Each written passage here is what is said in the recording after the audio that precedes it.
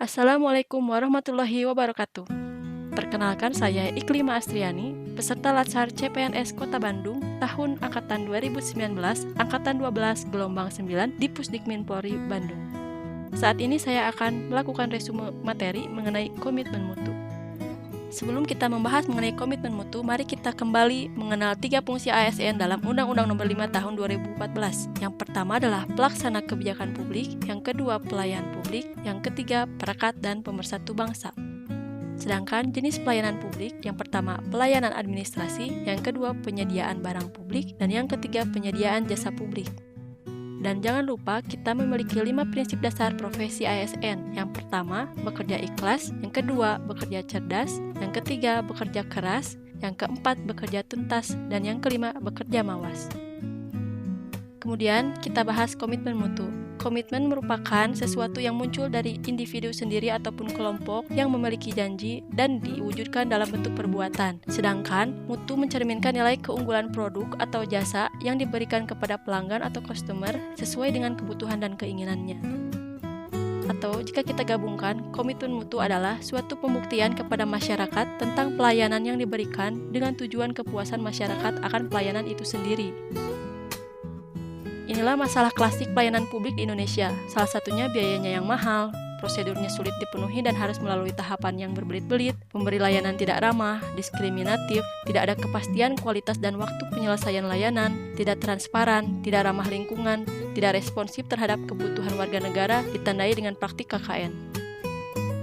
4 kata kunci sebagai patokan komitmen mutu. Yang pertama adalah efektif, yaitu mampu menyelesaikan tugas sesuai target yang diharapkan. Yang kedua efisien, yaitu penggunaan sumber daya secara minimum guna pencapaian hasil yang optimum. Yang ketiga kreatif, yaitu mampu memberikan pelayanan terbaik walaupun dengan sarana dan prasarana terbatas. Sedangkan inovatif, mampu menciptakan terobosan baru yang bertujuan untuk mempermudah pelayanan dan memberikan pelayanan terbaik. Lalu, bagaimana cara menjaga komitmen mutu? Yang pertama adalah kita harus memahami fungsi, tugas pokok, dan peran kita masing-masing. Kemudian, kompeten pada bidang pekerjaannya, memiliki target mutu layanan, memahami karakter masyarakat yang membutuhkan layanan, menguasai teknik pelayanan prima dengan memberikan layanan prima, dan bersedia menerima kritik untuk perbaikan ke depan. Instrumen yang digunakan untuk meningkatkan mutu adalah nominal group teknik, brainstorming, multi-voting, diagram, data collection, flowchart, cause and effect, control chart, histogram, dan Pareto chart. Ada 3 manajemen mutu. Yang pertama, mutu hakikatnya ada dalam persepsi masing-masing orang. Yang kedua, mutu suatu produk bisa dirasakan berbeda antara satu orang dengan orang lain. Yang ketiga, mutu perlu dikelola sedemikian rupa sehingga persepsi orang terhadap mutu suatu produk lebih seragam. Salah satu konsep untuk menstandarkan mutu yaitu dengan Total Quality Management. Manajemen mutu terpadu atau Total Quality Management terdiri atas kegiatan perbaikan berkelanjutan yang melibatkan setiap orang dalam organisasi melalui usaha yang terintegrasi secara total untuk meningkatkan kinerja. Inilah 5 pilar TQM. Strategi pelaksanaan manajemen mutu. Yang pertama, membangun mindset dan komitmen pegawai terhadap budaya mutu, meningkatkan mutu proses secara berkelanjutan, beradaptasi dengan perubahan, memfokuskan kegiatan pada kepuasan pelanggan, baik internal maupun eksternal, membangun kerjasama kolegial antar pegawai yang dilandasi kepercayaan dan kejujuran, menampilkan kinerja tanpa cacat atau zero defect, dan tanpa pemborosan atau zero waste sejak memulai setiap pekerjaan. Metode perbaikan mutu yang sering kita kenal adalah PDCA atau Plan, Do, Check, and Act. Plan atau perencanaan pada tahap ini dilakukan identifikasi berbagai permasalahan yang dihadapi, penyebabnya, dan solusinya. Do, melaksanakan. Dalam tahap ini, rencana aksi yang sudah disusun harus dijalankan secara konsisten oleh semua orang. Check atau pemeriksaan. Tahap ini dilakukan pemeriksaan apakah rencana aksi yang sudah dilakukan telah berjalan dengan semestinya, apakah target dan ukuran keberhasilan yang telah ditetapkan dapat dicapai, jika belum tercapai, apa saja yang menjadi kendala atau sumber permasalahannya. Act, yaitu melakukan tindakan atau keputusan yang perlu diambil sebagai tindak lanjut dari tahap check. Ini metode yang lain yaitu fishbone manajemen mutu. Mulai dari merencanakan mutunya, pengawasan mutu, perbaikan mutu, sosialisasi mutu, implementasi dan pengawalan mutu, serta output dan outcome, sehingga diharapkan institusi pemerintah kinerjanya bermutu. 10 ukuran mutu pelayanan. yaitu communication atau komunikasi, reliability atau kehandalan, competence atau kompetensi, access atau kemudahan, responsiveness atau cepat tanggap, security atau keamanan, credibility atau kepercayaan, tangible atau nyata atau berwujud, courtesy atau kesopanan, understanding the customer atau memahami. Inilah piramida tanggung jawab mutu. Jika kita lihat, yang paling bawah adalah basic unit level dan yang teratas adalah corporate level. Jadi, keberhasilan suatu mutu adalah tanggung jawab bersama. Namun, pada prakteknya, semua pihak harus turut bertanggung jawab dan yang berperan paling besar adalah pelayan langsung yang bertemu dengan customer. Perilaku orientasi mutu atau TQM dapat dicapai melalui komitmen pada kepuasan customer, cepat, tepat, ramah, melayani dengan hati, melindungi dan mengayomi, pendekatan ilmiah dan inovatif, perbaikan berkelanjutan, dan dilakukannya diklat. Kemudian kita membahas mengenai pendekatan inovasi dalam penyelenggaraan pemerintah.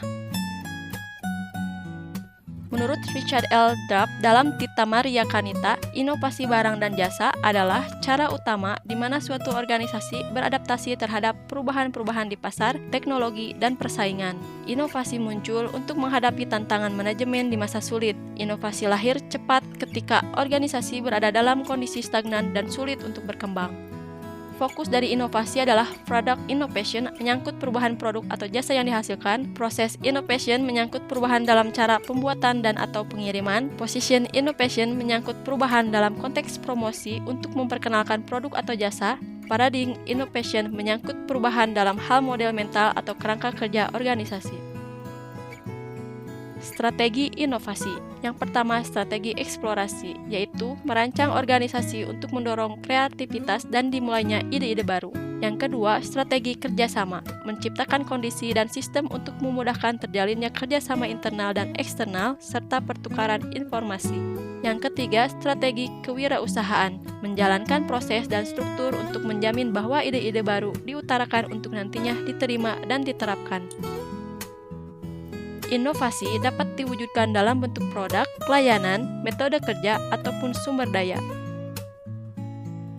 Bagaimana cara berinovasi? Yang pertama yaitu penemuan, mengkreasikan suatu produk yang belum pernah dilakukan sebelumnya. Pengembangan, mengembangkan produk yang sudah ada. Duplikasi, menirukan produk yang sudah ada, kemudian kita rubah konsepnya. Kemudian sintesis atau perpaduan konsep. Bagaimana cara meningkatkan produktivitas?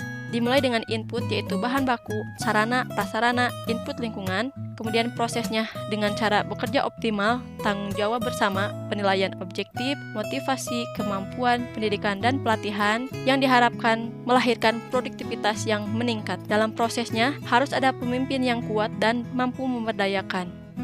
Inilah perbedaan inovasi sektor publik dan swasta. Ada aspek rasionalitas, tujuannya, nilainya, isu terkait pengaturan, hubungan dengan pengguna, motivasi untuk berinovasi, dan hambatan inovasinya. Inilah framework mengenai komitmen mutu. Dimulai dengan adanya efektivitas dan efisiensi, inovasi dan kreativitas, kemudian mindset kita yang harus melayani, budaya kerja yang beraneka, kemudian menghasilkan pelayanan yang prima, sehingga mencapai kepuasan pelanggan. Kesimpulan atau tujuan utama pelayanan berbasis nilai-nilai dasar komitmen mutu adalah mengutamakan kepentingan sebagai pelanggan, menumbuhkan kepercayaan terhadap institusi pemerintah, meningkatkan kesetiaan dan kepuasan sebagai pelanggan, serta menjalankan tugas, peran, fungsi sesuai ketentuan peraturan perundang-undangan secara akuntabel, profesional, dan inovatif. Sekian penyampaian resume materi komitmen mutu dari saya. Terima kasih, semoga bermanfaat. Assalamualaikum warahmatullahi wabarakatuh.